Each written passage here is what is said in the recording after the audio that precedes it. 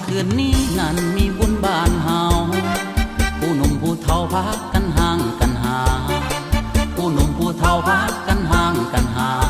วัดว่าอารามประดับงามสดชื่นเป็นคืนลำวง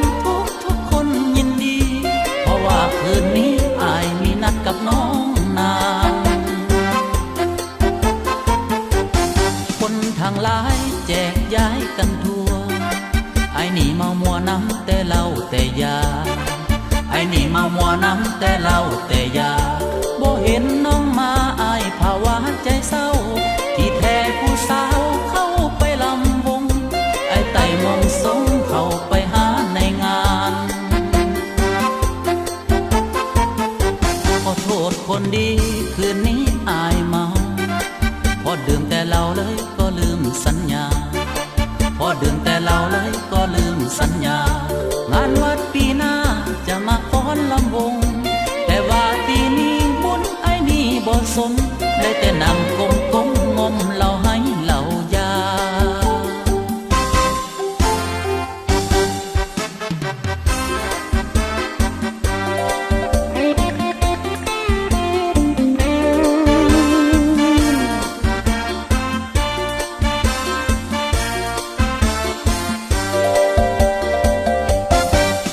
คืนนี้นั้นมีบุญบ้านเฮา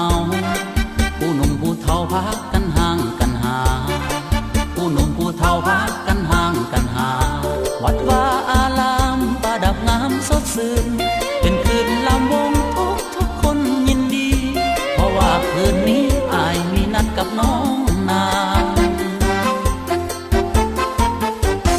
คนทางหลายแจกย้ายกันทั่ว